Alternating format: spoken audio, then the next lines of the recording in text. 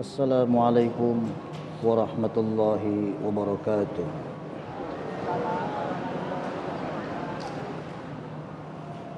A'udzu billahi minasy syaithanir rajim.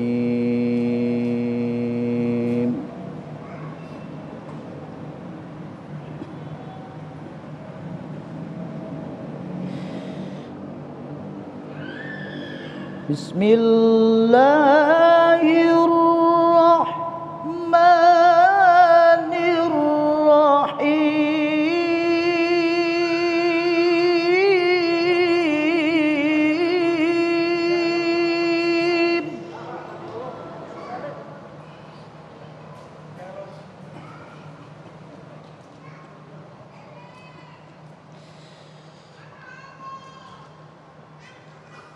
أفمن زين له سوء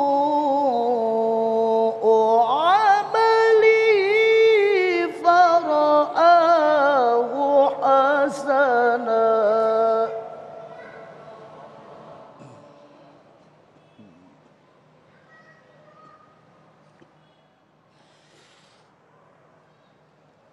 فإن الله يضل من يشاء ويهدي من يشاء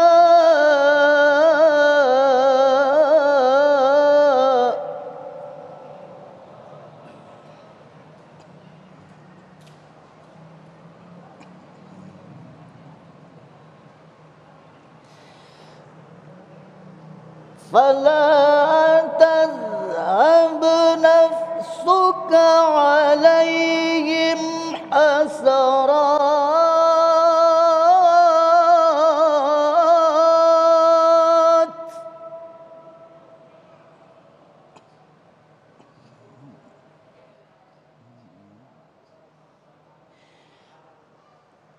إن الله عليم بما يصنعون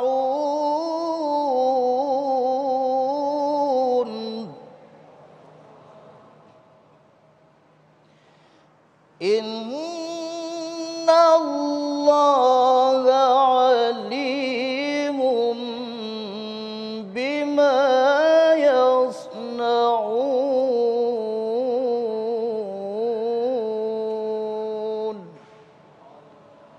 صدق الله العظيم.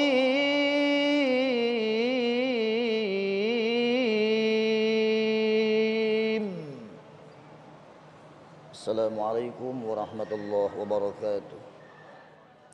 Assalamualaikum warahmatullahi wabarakatuh. Alhamdulillahirrabbilalamin. Allahumma salli ala Sayyidina Muhammad wa ala ali Sayyidina Muhammad. Kita berjumpa kembali dalam majelis ilmu yang alhamdulillah kali ini kita bisa bersilaturahim kembali. Disiarkan dari Masjid Jami Al-Mukarramah Lagoa, Jakarta Utara. Pemirsa yang dirahmati Allah, sebagai tayangan pembuka tadi kita telah mendapatkan gambaran betapa Allah yang mencintai kita, mencintai hamba-hambanya, telah membentangkan hidayah di setiap waktu dan di setiap tempat. Tetapi sayang sekali ada saja manusia yang menciptakan petunjuknya sendiri-sendiri. Padahal sudah jelas petunjuk Allah adalah petunjuk yang maha benar. Itulah tema yang kita angkat dalam kesempatan kali ini. Bila Allah mencabut hidayah kita, apa yang akan terjadi? Insya Allah tema ini akan disampaikan oleh guru-guru yang telah hadir bersama kita, Kiai Haji Haris Hakam dan Kiai Haji Idrus Ramli. Dan bagi Anda pemirsa yang ingin mengajukan pertanyaan, kami persilakan Anda mengirimkan melalui Instagram di @dame_tv1. Inilah Damai Indonesiaku yang dipersembahkan oleh Sarung Wadimor, tentu sarung kita. Selamat mengikuti.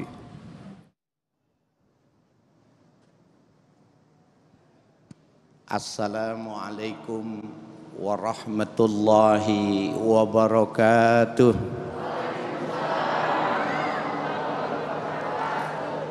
Bismillahi wahdah, nahmaduhu hamdan yuwafi ni'amahu wa yukafi mazidah.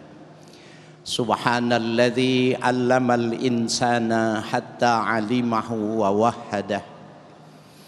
wa nusalli wa nusallimu ala nabiyyina Muhammadin dzil haudi wasyafa'ah wa ala alihi wa sahbihi nujumil bahirah.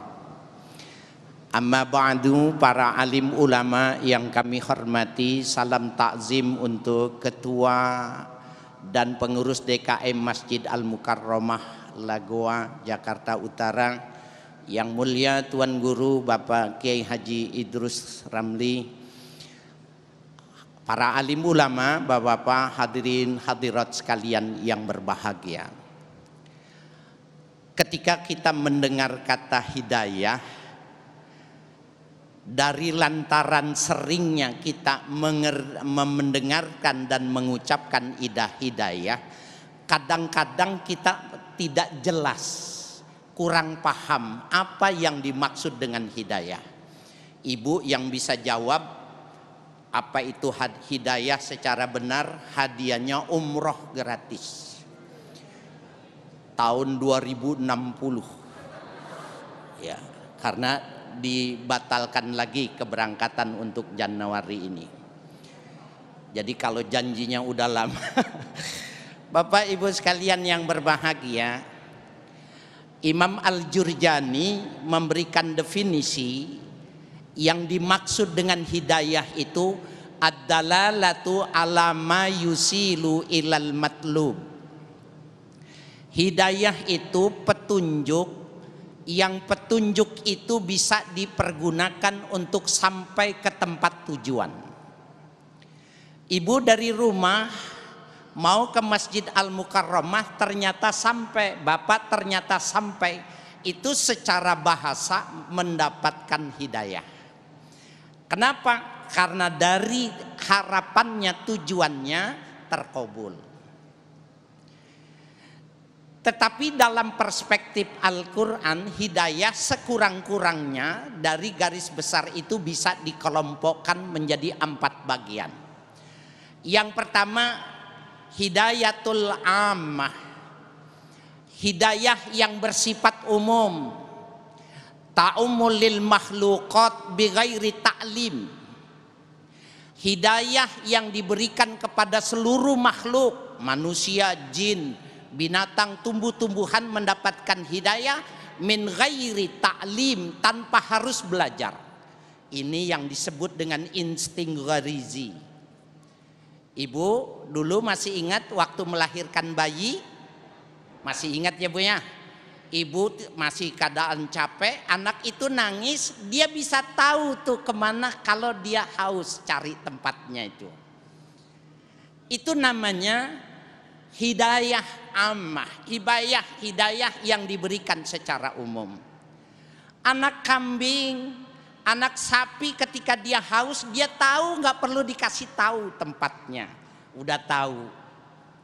Nah, bayi tanpa belajar dia tahu bagian mana yang mesti dihisap. Sama bapaknya, tahu juga. Bapaknya dapat hidayah juga. Ibu jadi saya malu jadinya. Ngomong hidayah apa jadi kesono-sono sih ya. Bapak Ibu sekalian yang berbahagia, itu yang disebut dengan hidayah insting ya, dan semua diberikan itu. Ayam ketika hujan maka dia secara serta-merta melebarkan sayapnya sehingga anaknya tidak terkena hujan. Maka itu tidak perlu belajar. Ada hidayah yang spesial diberikan, ditanamkan seperti itu. Yang kedua, hidayah irsyad. Hidayah dalam bentuk sebuah petunjuk. Silahkan ibu mau pergunakan, bapak mau pergunakan atau tidak dipergunakan. Wahadainahun najdain. Kami beri hidayah kepada mereka 2 jalan. Najdain ay tariqain. Ada ashabul yamin, ashabus shimal. Orang yang memilih jalan ke kanan, ada orang yang milih jalan ke kiri. Itu namanya hidayah. Silahkan Bapak Ibu sekalian yang berbahagia mencari memanfaatkan. Sehingga dikatakan di dalam hadis ini peranan orang tua itu menjadi sangat penting. Kullu mauludin yuladu alal fitrah. Anak yang baru dilahirkan itu semuanya fitrah, bukan cuma anak orang Islam. Siapapun dalam keadaan fitrah. Maka ibu bapaknya lah yang akan mengatur, yang akan memberikan yuhawwidanihi au yunassiranihi au yumajjisanihi. Apakah dia mau jadi Yahudi, Nasrani atau Majusi, maka peranan ibu dan bapak bisa menghantarkan untuk mendapatkan hidayatul irsyad. Insya Allah nanti kita akan teruskan. Baik, terima kasih Kiai. Pemirsa yang dirahmati Allah, Mukadimah tadi memberikan gambaran kepada kita betapa Allah ketika menciptakan makhluknya dan diturunkan di muka bumi ini, Allah memberikan hidayah. Dan dipertegas lagi, hidayah khususnya bagi makhluk yang bernama manusia adalah petunjuk agar sampai di tempat tujuan. Sangat jelas sekali, bukan dunia ini tujuan kita, tapi ada tujuan yang paling agung, yaitu surganya Allah Subhanahu wa Ta'ala. Lantas bagaimana pemirsa kita mendapatkan hidayah dan apa alasan Allah mencabut hidayah dari diri kita? Insya Allah Kiai Romli akan membahasnya selepas pesan-pesan berikut ini. Tetaplah bersama kami, Damai Indonesiaku, yang dipersembahkan oleh Sarung Wadimor, tentu sarung kita.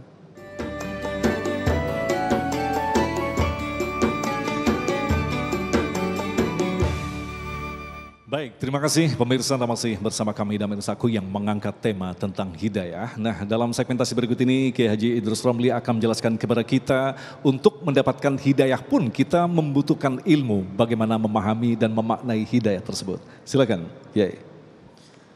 Assalamualaikum warahmatullahi wabarakatuh. Bismillahirrahmanirrahim. Alhamdulillahi Rabbil Alamin. Lahul hamdu wa lahul fadlu wa lahul thana'ul hasan.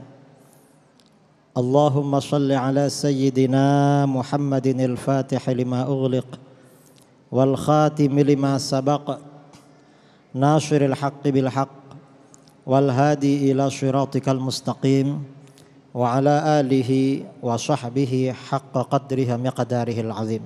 Amma ba'du. Para jamaah yang dimuliakan oleh Allah, masih segar, siap ya? Siap mendengarkan?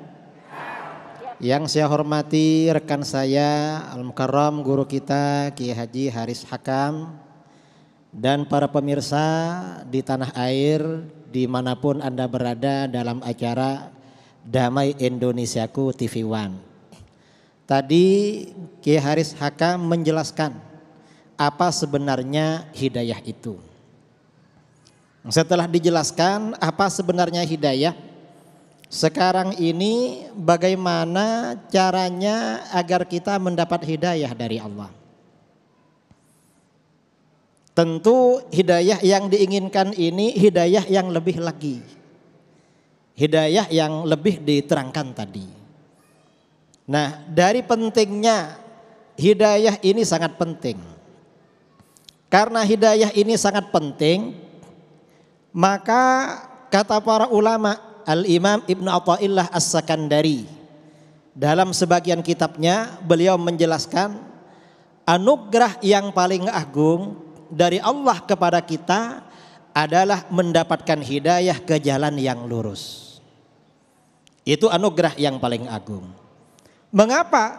Dari agungnya sampai-sampai doa agar kita mendapatkan hidayah diperintahkan sehari semalam 5 kali, yaitu di dalam sholat.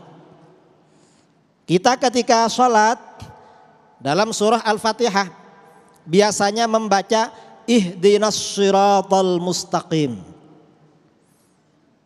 Curahkanlah hidayahmu kepada kami, atau tunjukkanlah kami ke jalan yang lurus.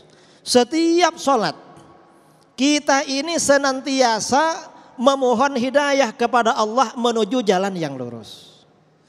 Mengapa kita ini memohon hidayah terus kepada Allah Subhanahu wa ta'ala? Banyak pertimbangan. Pertama, kita ini khawatir setelah mendapatkan hidayah, tiba-tiba karena terpengaruh suatu pemikiran, atau terpengaruh suatu kepentingan, akhirnya kita meninggalkan jalan yang lurus. Karena manusia ini saudara-saudara tidak tahu. Sekarang ini rajin ke masjid, tiba-tiba hati manusia berubah. Kadang-kadang seperti itu, karenanya memohon terus. Karenanya kata para ulama, memohon petunjuk hidayah ke jalan yang lurus kepada Allah ini, bagi orang yang mendapatkan hidayah, berarti ini memohon agar kita dipertahankan oleh Allah di dalam hidayah itu. Dan karena pentingnya hidayah ini, kita memohon hidayah kepada Allah. Oleh agama kita tidak diperintahkan hanya untuk diri kita. Tetapi untuk siapa?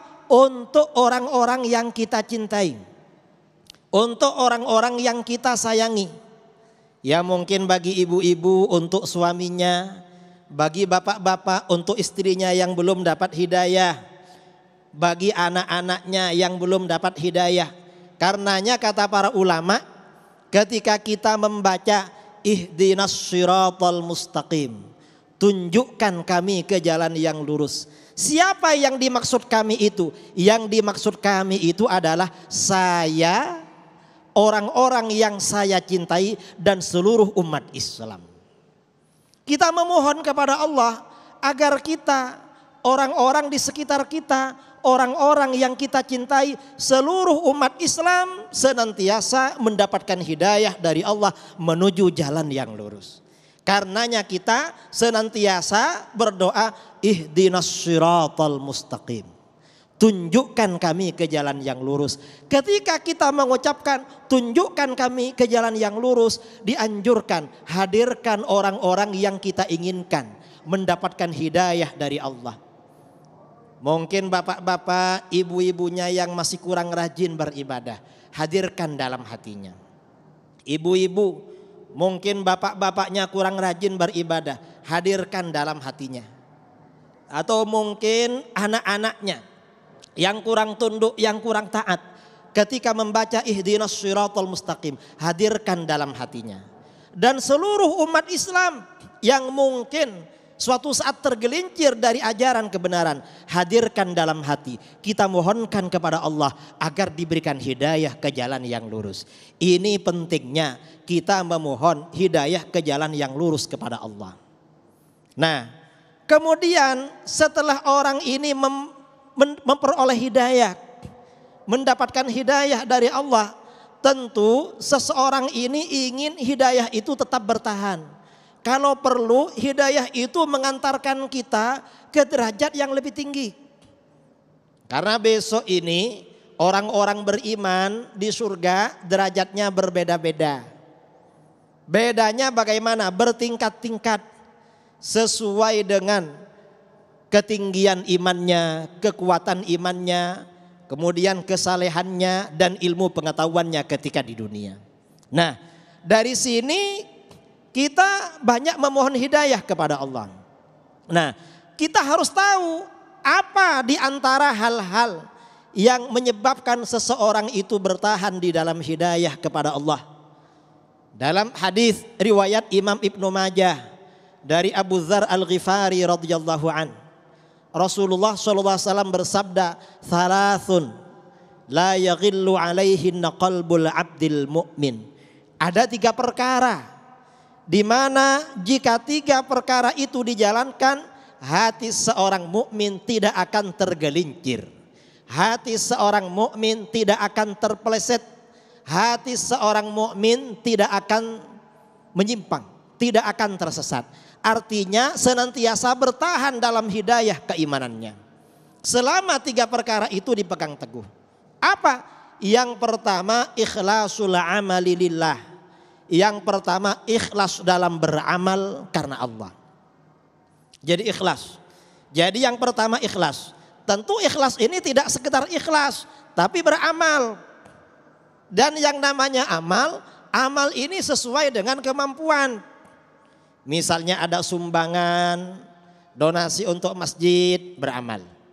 Bangunan masjid, beramal. Kira-kira beramalnya yang baik, amalnya sedikit apa banyak? Banyak. Setelah amalnya banyak, lalu berusaha agar kita ini ikhlas di dalam beramal. Ikhlas dalam beramal. Jangan amalnya sedikit. Ada sumbangan masjid, keperluannya banyak sekali. Dia nyumbang 2.000. Padahal uangnya banyak. Ditanya, kok 2.000? Yang penting ikhlas lah misalnya. Itu gak betul. Yang penting banyak lalu ikhlas. Kalau cuma yang penting ikhlas. Kalau cuma 2.000 siapapun ikhlas. Hilang gak keberatan kalau cuma 2.000. Gak berat. Ini kalau cuma 2.000. Artinya apa? Kunci yang pertama agar kita bertahan di dalam hidayah Allah adalah ikhlas di dalam beramal. Beramal yang disertai ikhlas. Jadi yang rajin ikhlas. Berarti bagaimana orang yang tidak ikhlas dalam beramal ini bisa tergelincir dari jalan kebenaran. Artinya apa? Bisa menyimpang dari jalan yang lurus, keluar dari rel-rel hidayah Allah Subhanahu wa taala. Dan insya Allah nanti selanjutnya kita lanjutkan dalam sesi tanya jawab. Baik, terima kasih Kiai, dan insya Allah itulah tadi pemirsa yang dirahmati Allah. Di segmen selanjutnya nanti telah kami siapkan 3 segmen untuk menjawab pertanyaan-pertanyaan Anda. Dan sekali lagi terima kasih pemirsa yang telah mengirimkan pertanyaan melalui Instagram dan juga para jemaah Masjid Al-Mukarramah. Kami nantikan pertanyaan-pertanyaan Anda. Kita akan kembali selepas pesan-pesan berikut ini.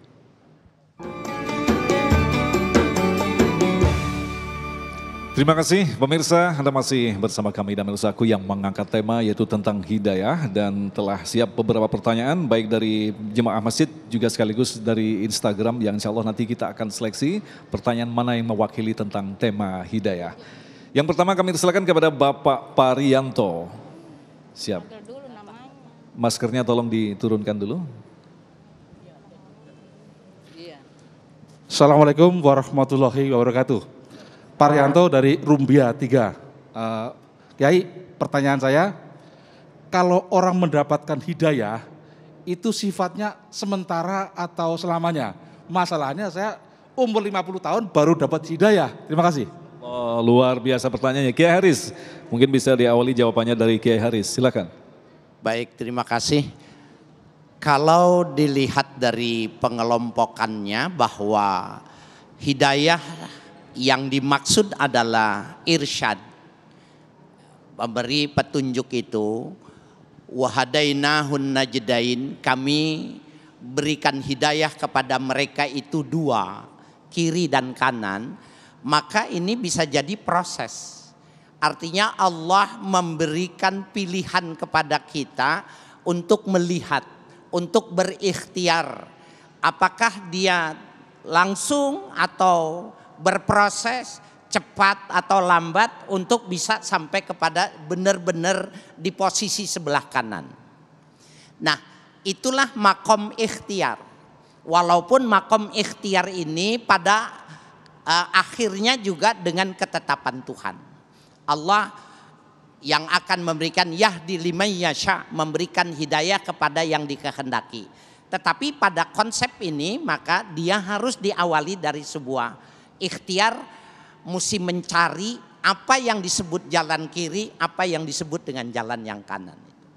Nah, Kiai Ramli mungkin bisa kita kembangkan dari pertanyaan yang menarik sekali ini. Jadi ketika kita mengangkat kasus yang bersandarkan pada sebuah hadis yang membuat anak-anak kalian menjadi Majusi, Nasrani, Yahudi dan sebagainya adalah orang tua.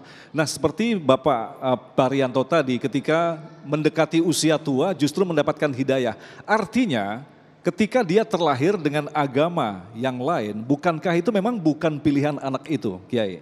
Nah, ketika berpindah, katakanlah dia convert kepada Islam, bukanlah pekerjaan yang sangat mudah karena dia harus berurusan dengan keluarganya, orang tua dan sebagainya. Kiai Ramli, silakan. Terima kasih ya.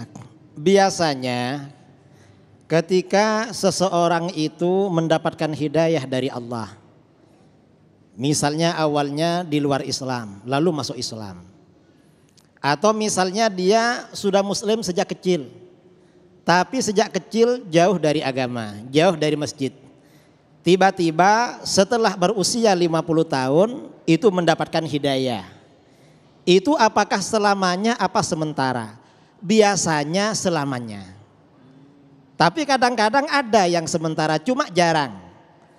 Mengapa begitu? Karena kalau kita lihat ya, dalam sejarah para sahabat Rasulullah Shallallahu Alaihi Wasallam misalnya masuk Islam ketika di periode Mekah, ada sekitar 80 orang sahabat hijrah ke Habasyah Ethiopia, sekitar 80 orang. Karena Ethiopia itu negara Kristen, negara di luar Islam. Cuman karena rajanya seorang raja yang adil, tidak zalim, para sahabat diperintahkan hijrah ke sana untuk menghindar dari tekanan orang-orang musyrik di kota Mekah. Ternyata bagaimana? Sebagian besar bertahan dalam keislamannya. Ada satu orang justru pindah ke agama Kristen. Ada. Yaitu suaminya Ummu Habibah yang dikenal dengan Siti Romlah, di mana kemudian Ummu Habibah ini dinikah oleh baginda Rasulullah Shallallahu Alaihi Wasallam. Dalam perjalanan seperti itu, artinya ada. Artinya sehingga bagaimana ketika kita ini mendapatkan hidayah dari Allah, asalnya tidak rajin lalu rajin, atau asalnya kita di luar agama Islam lalu masuk Islam, kita harus senantiasa banyak berdoa kepada Allah. Mengapa? Mudah-mudahan hidayah ini bertahan sampai akhir hayat sehingga kita meraih yang namanya husnul khotimah. Karena tidak ada kemungkinan dari peristiwa-peristiwa masa lalu ada sebagian dapat hidayah lalu keluar lagi. Itu berarti hidayahnya sementara berarti. Karenanya kita banyak berdoa itu. Sehari semalam berkali-kali agar bertahan dalam hidayah itu. Karena pentingnya hidayah itu dari Allah. Saya kira seperti itu. Nah Kiai, kalau kita perhatikan dalam salah satu ayat, Allah bahkan menyindir tabiat manusia. Ada di antara sebagian manusia yang beriman kemudian kafir lagi, dia menjadi beriman. Artinya manusia memang memiliki potensi untuk selalu berubah-ubah. Nah ini bagaimana menjelaskan ini Kiai? Nah manusia memang punya potensi untuk selalu berubah-ubah. Karena itu seperti saya sampaikan tadi, ada 3 hal di mana hati seorang mukmin itu akan dijaga oleh Allah selama menjaga 3 hal itu. Apa? Yang pertama adalah ikhlas beramal karena Allah. Orang yang ikhlas insya Allah imannya senantiasa dijaga oleh Allah. Tapi kalau orang tidak ikhlas, dia ke masjid karena ada kepentingan, nanti kepentingannya selesai ya sudah berubah lagi. Cepat berubah karena ada kepentingan. Karenanya ketika ada orang baru masuk Islam itu namanya mu'allaf. Saudara-saudara muslim yang lain diperintahkan, dianjurkan untuk banyak memberikan donasi, bantuan dan lain sebagainya. Mengapa? Agar potensi untuk kembali lagi itu tertutup. Ini yang pertama. Yang kedua, yang menyebabkan seseorang itu hatinya dijaga oleh Allah. Yang kedua adalah apa? Wan nasihah liwaliyil amr. Berbuat baik kepada pemimpin. Jadi artinya apa? Jangan sampai kita ini ada niatan tidak baik kepada pemimpin. Kalau pemimpin agama itu para ulama. Kalau pemimpin negara itu para pejabat pemerintahan. Jangan sampai ada niatan tidak baik. Karena kalau ada niatan tidak baik itu nanti hatinya tidak dijaga oleh Allah. Bisa tergelincir seperti yang terjadi pada orang-orang Khawarij. Awalnya mereka amar ma'ruf nahi mungkar. Tetapi karena tidak baik sampai membunuh Khalifah Sayyidina Utsman bin Affan radhiyallahu an, akhirnya hatinya oleh Allah tidak dijaga. Mereka menjadi pengikut aliran-aliran Khawarij. Itu yang kedua. Yang ketiga, agar kita ini tetap bertahan di dalam hidayah itu, hati dijaga oleh Allah, waluzumu jama'atil muslimin, menjaga kebersamaan dengan kaum muslimin. Artinya apa? Kita itu tidak gampang berbeda dengan mayoritas umat Islam. Jadi konsisten dengan ajaran mayoritas umat Islam. Orang yang gampang berbeda dengan mayoritas umat Islam itu hatinya tidak dijaga oleh Allah. Mengapa? Yang mudah berbeda dengan banyak orang itu biasanya cenderung menimbulkan fitnah. Biasanya seperti itu. Karenanya ini penting ya, kita menjaga kebersamaan. tidak mudah berbeda dengan mayoritas umat Islam itu. Ini salah satu proses yang diterangkan di dalam satu hadis itu. Saya kira seperti itu. Baik, terima kasih Kiai, dan insya Allah kita akan jawab lagi untuk pertanyaan-pertanyaan dari Instagram, dan sekaligus juga satu pertanyaan insya Allah nanti disampaikan oleh Ibu Yati selepas pesan-pesan berikut ini. Tetaplah bersama kami, Damai Indonesiaku.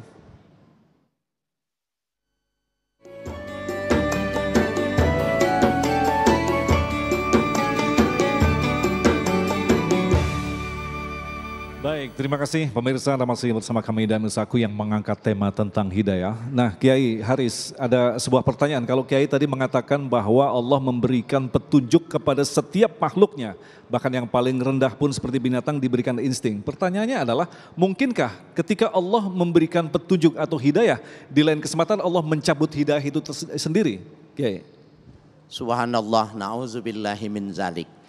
Bagian dari sebuah kekuasaan Allah dan kemutlakan, bisa saja hal yang semacam itu sebagaimana digambarkan di dalam sebuah hadis yang sahih, seorang yang ahli ibadah tetapi di ujung kehidupannya dia melakukan satu perbuatan ahli nar sehingga dia menutup kehidupannya menjadi penduduk neraka.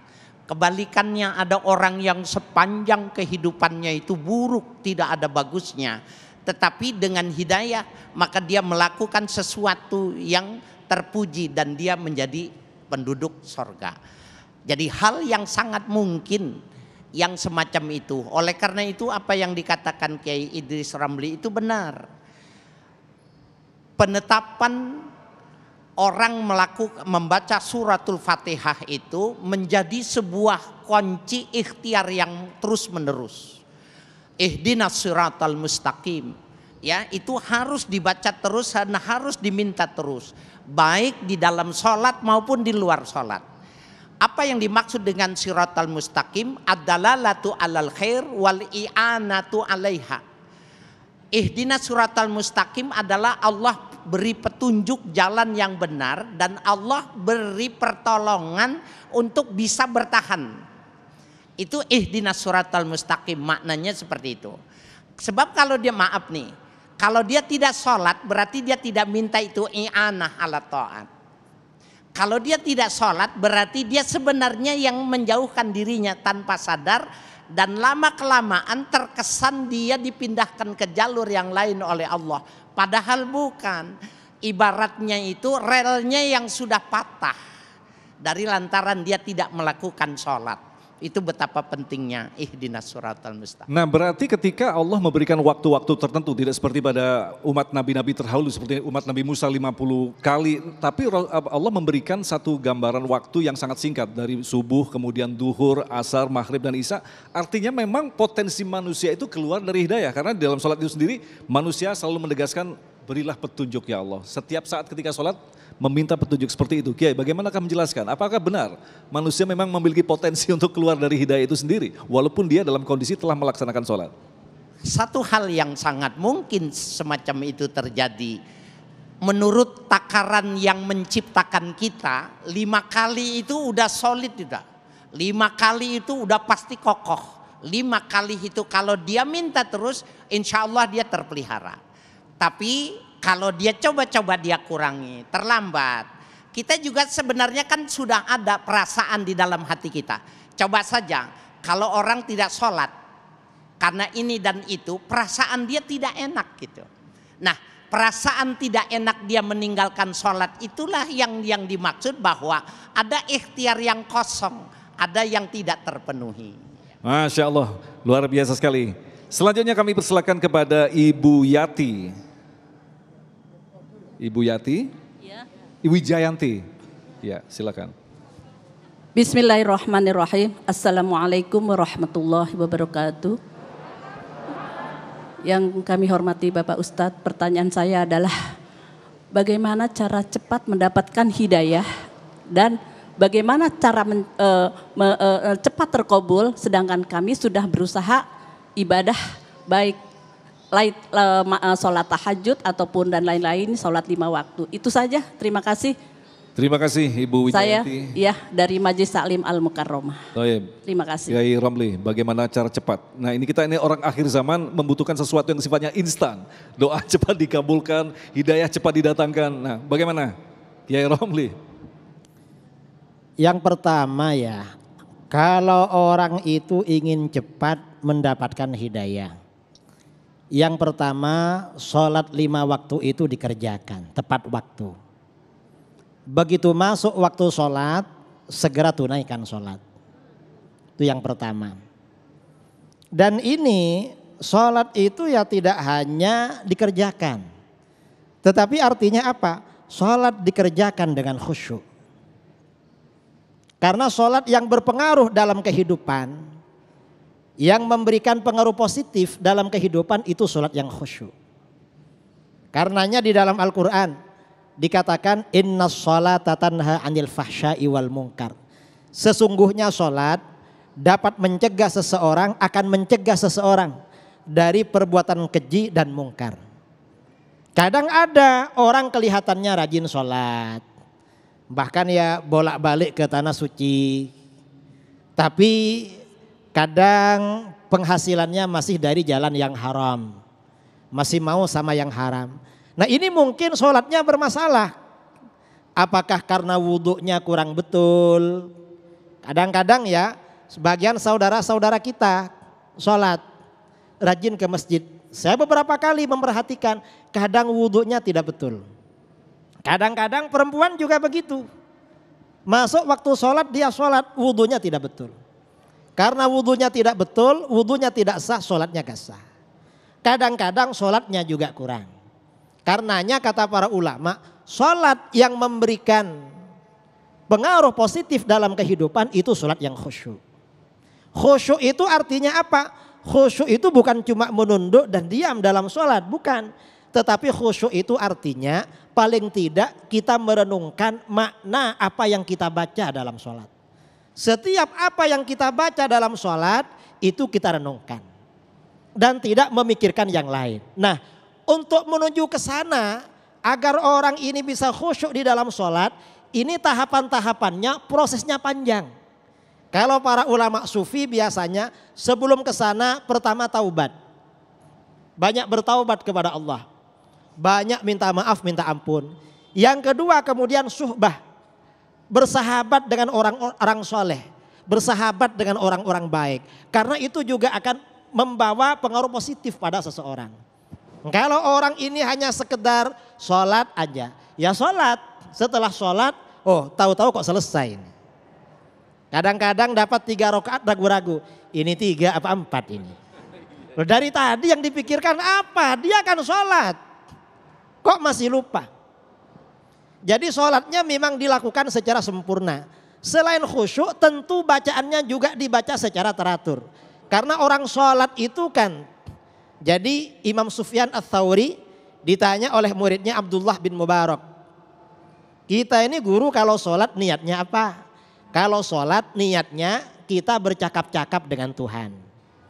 Kita ini kalau berbicara dengan atasan, kira-kira tata cara kita duduk di depannya, tata cara berbicara, kemudian intonasi, tutur katanya cepat, apa bagus begitu, apa pelan? Kan pelan.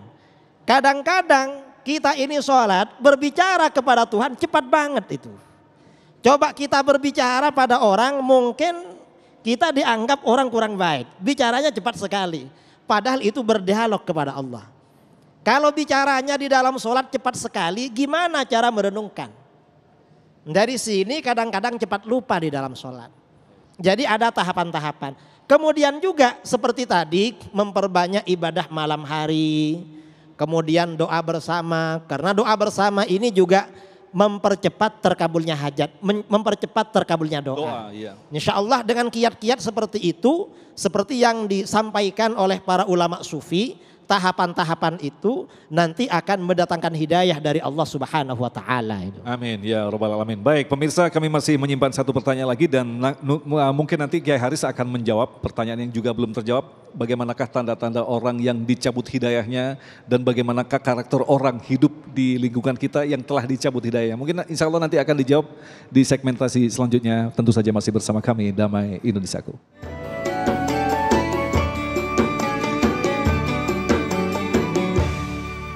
Baik, terima kasih pemirsa, masih bersama kami Damai Indonesiaku yang mengangkat tema tentang hidayah, dan tentu saja agar kita semakin mantap untuk menjaga hadiah yang berupa hidayah yang diberikan Allah ke dalam diri kita. Tentunya kita ingin mengetahui lantas bagaimanakah ciri-ciri orang yang telah dicabut hidayahnya oleh Allah. Kiai Haris, silakan. Baik, Bapak Ibu sekalian, hadirin yang berbahagia dan para pemirsa Damai TV One. Memahami hidayah itu dari dua sisi. Pertama, hidayatul khassah itu, hidayah yang hidayah khassah itu sangat rumit kita memahaminya. Tetapi sebelum sampai kepada yang khusus, yang ammah itu begini. Allah Subhanahu wa taala memberikan penegasan kepada Nabi Muhammad dan kepada kita sekalian, wa innaka latahdi ila siratim mustaqim. Sesungguhnya engkau ya Muhammad, kau bisa memberi petunjuk kepada jalan yang benar. Ibu, bapak terhadap anaknya ini pada konteks ini dia punya peranan untuk bisa jalan yang lurus. Tetapi secara spesifik ada lagi, wa innaka latahdi man ahbabta walakinnallaha yahdi man yasha. Sesungguhnya engkau Muhammad tidak bisa memberikan hidayah kepada orang yang kau cintai. Kenapa Nabi Muhammad tidak bisa mengislamkan pamannya?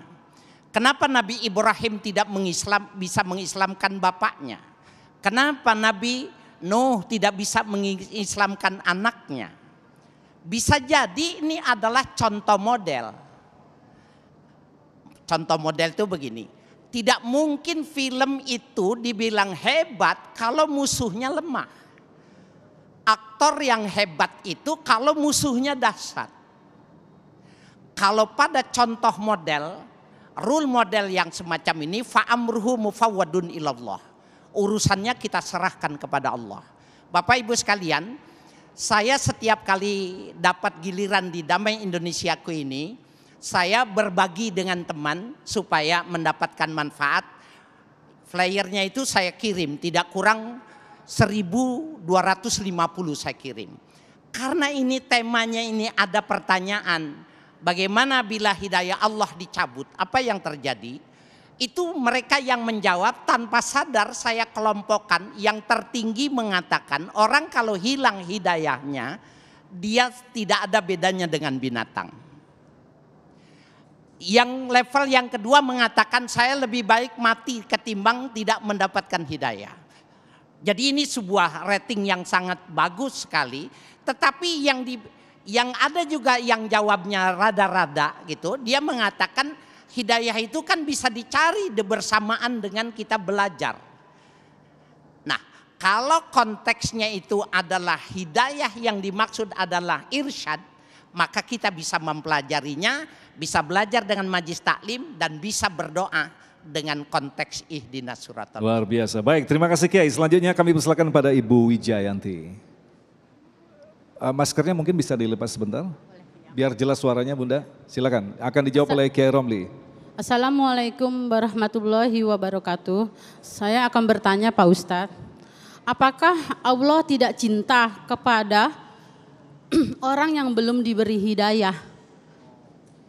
Gitu pertanyaan saya Pak Ustadz. Baik. Apakah Allah tidak cinta kepada orang yang belum diberi hidayah? Betul. Ya. Baik, terima kasih Ibu Wijayanti. Kiai Romli, ini menarik sekali Kiai. Ketika Allah menurunkan manusia di muka bumi ini, Allah memberikan hidayah. Nah ketika yang tidak diberikan hidayah, apa bisa dimaknai Allah tidak cinta dengan ciptaannya sendiri Kiai? Bahasa cinta bagi Allah itu beda dengan bahasa cinta bagi kita. Artinya bagaimana? Kalau seseorang cinta pada orang lain, artinya suka. Kalau tidak cinta, tidak suka. Tapi kalau Allah cinta kepada hambanya, itu maksudnya bagaimana? Kata para ulama, Allah cinta pada hambanya, berarti Allah bermaksud memberikan anugerah dan kebaikan kepada orang itu. Dan ketika Allah tidak cinta kepada seseorang, misalnya kepada orang yang tidak mendapatkan hidayah, kepada orang kafir misalnya, maka bagaimana? Berarti Allah tidak bermaksud memberikan kebaikan kepada dia. Allah bermaksud memberikan azab di akhirat. Itu maksudnya makna apakah Allah itu cinta apa tidak.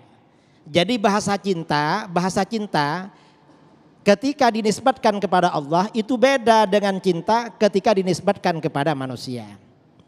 Mengapa? Kalau kepada manusia cinta ini kan ada tahapan-tahapannya. Tetapi kalau kepada Allah cinta itu artinya bermaksud memberikan yang terbaik kepada dia. Itu namanya cinta Allah. Nah, yang dicintai oleh Allah tentunya adalah innallaha yuhibbul muhsinin. Allah itu cinta pada orang-orang yang berbuat baik. Orang yang berbuat baik itu dicintai oleh Allah. Nah, berbuat baik itu kepada siapa? Terutama berbuat baik kepada Allah. Itu yang dicintai oleh Allah. Apa yang dimaksud berbuat baik kepada Allah? Berbuat baik kepada Allah pertama beriman kepada Allah. Mengesahkan Allah. Itu namanya berbuat baik kepada Allah. Kemudian dia beribadah hanya kepada Allah. Itu berbuat baik kepada Allah. Kemudian dia beramal ikhlas karena Allah. Berbuat baik kepada Allah namanya. Kemudian berbuat baik kepada Allah tidak cukup. Tetapi kita diperintahkan untuk berbuat baik kepada sesama. Nah, orang yang berbuat baik kepada Allah lalu berbuat baik kepada sesama, ini berarti orang-orang yang benar-benar dicintai oleh Allah. Karenanya para ulama mendefinisikan orang-orang yang dikatakan orang soleh. Orang itu dikatakan soleh atau orang solihah. Kalau wanita namanya solihah. Itu artinya apa? Itu orang yang melaksanakan kewajibannya kepada Allah juga melaksanakan kewajibannya kepada sesama. Al-qaim bihuquqillah wa huquq ibadih. Orang yang menunaikan hak-haknya Allah, kewajibannya kepada Allah dan menunaikan hak-hak sesama yang wajib dia lakukan kepada mereka. Ini namanya orang baik. Orang yang baik seperti ini tentu orang yang dicintai oleh Allah. Dan ketika seseorang itu dicintai oleh Allah, maka bagaimana? Orang sekitarnya akan cinta pada dia. Orang yang dicintai oleh Allah pasti dicintai oleh orang-orang yang ada di sekitarnya. Tentu orang-orang yang di sekitarnya itu yang cinta kepada orang yang dicintai oleh Allah itu tentunya orang-orang yang baik. Kalau orang-orang yang tidak baik kadang gak suka kepada orang soleh. Itu maksudnya. Jadi tidak secara mutlak ya, yang saya sampaikan tidak secara mutlak. Saya tadi meluruskan pertanyaan dan pengertian yang dimaksud cinta Allah itu bagaimana. Jadi seperti itu. Nah Kiai, kalau kita bersandar pada ayat ketika manusia sebelum diturunkan di muka bumi ini sesungguhnya kita pernah berkumpul bersama dan Allah bertanya kepada kita semua, alastu birabbikum qalu bala syahidna. Dari sini kita bisa mengambil pemahaman bahwa sesungguhnya sejak awal bukankah Allah telah memberikan petunjuk dan hidayah Kiai? Tetapi lantas kenapa begitu di muka bumi muncullah kategori orang-orang yang mengkafiri Allah dan orang-orang yang beriman Kiai? Nah di alam arwah kita ini sebelum turun ke alam jasad, alam jasmani seperti sekarang. Dulu pernah ditanya oleh Allah, alastu birabbikum. Bukankah aku Tuhan kalian? Qalu bala syahidna. Semuanya bersaksi, iya kami bersaksi bahwa engkau adalah Tuhan kami. Tetapi kemudian setelah diturunkan ke muka bumi ini manusia itu berubah. Perubahannya sejak kapan? Biasanya terjadi perubahan setelah jauh dari masa kenabian. Ketika manusia pertama kali diturunkan ke dunia, yaitu Nabi Adam. Nabi Adam dan anak cucunya, ini manusia-manusia beriman. Cuma ada salah seorang putra Nabi Adam, karena didasari oleh rasa hasud ya, dengki kepada saudaranya, dia membunuh saudaranya. Ada pembunuhan. Lama kelamaan setelah berjalan lama ya, ajaran kenabian ini berjalan lama menjadi hilang, informasinya semakin sedikit, orang-orang mulai meninggalkan ajaran yang benar. artinya meninggalkan ajaran agama. Maka diutuslah nabi berikutnya. Nabi berikutnya itu untuk memperbaiki, untuk mengembalikan umat manusia yang telah menyimpang dari ajaran tauhid. Nah, sebelum nabi kita ini diutus, umat manusia ini memang banyak sekali. Dan beliau itu kan diutus di daerah Arab, di Jazirah Arab. Karenanya Islam juga berkembang dari Jazirah Arab. Untuk daerah-daerah yang jauh dari Arab, itu memang jangkauannya masuk Islam itu lama. Karena pengaruh-pengaruh itu tadi. Dan ini memang semuanya kehendak Allah. Gak bisa kita ditanyakan mengapa ada orang Jawa, ada orang Madura, ada orang Betawi ya. Kemudian ada orang Melayu, orang mana mengapa. Itu urusan Allah. Kemudian mengapa ada orang Muslim, mengapa ada orang kafir. Allah menciptakan malaikat, Allah juga menciptakan iblis. Nah, orang-orang yang menyimpang dari ajaran kebenaran itu yang terpengaruh dengan ajaran iblis. Biasanya seperti itu. Karenanya para nabi diutus oleh Allah untuk mengembalikan manusia ke ajaran fitrahnya, yaitu beriman kepada Allah. Terima kasih Kiai Idrus Lamli, Kiai Haris Hakam yang telah memberikan ilmu yang sangat luar biasa sekali berkaitan tentang hidayah. Dan di akhir segmentasi ini saya ingin menyampaikan sebuah hadis yang patut untuk kita camkan baik-baik yang diriwayatkan oleh Imam Ahmad. Rasulullah SAW bersabda, apabila Allah menginginkan kebaikan kepada seorang hamba, Allah jadikan ia beramal. Lalu para sahabat bertanya, apa yang dimaksud dijadikan dia beramal ya Rasulullah? Maka Rasulullah menjawab, dibukakan untuknya amalan soleh sebelum meninggalnya, sehingga orang-orang yang berada di sekitarnya ridho kepadanya. Insya Allah kita termasuk orang-orang yang diberikan kemudahan untuk beramal dan diberikan petunjuk bahwa kita telah mendapatkan hidayah secara sempurna. Tetaplah bersama kami, Damai Indonesiaku.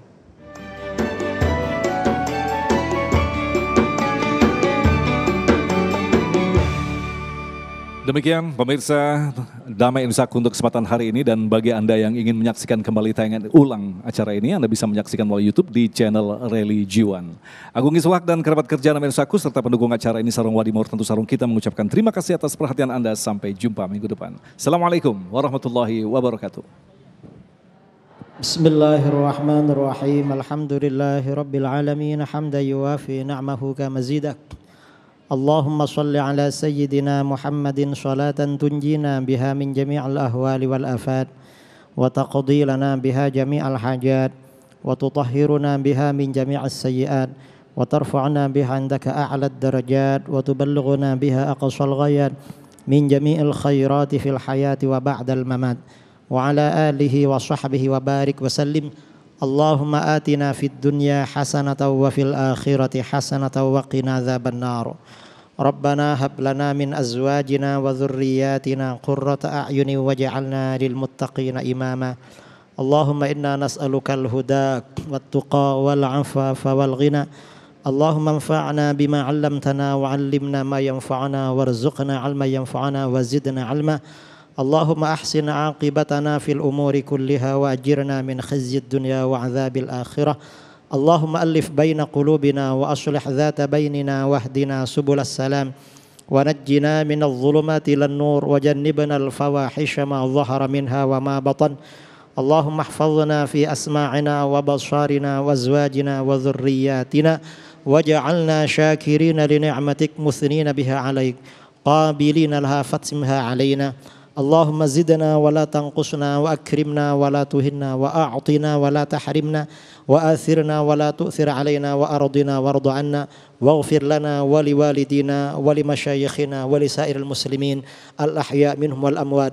وصلى الله على سيدنا محمد النبي الأمي وعلى آله وصحبه وبارك وسلم تسليما كثيرا. سبحان ربك رب العزة عما يصفون وسلام على المرسلين والحمد لله رب العالمين. تقبل الله منكم.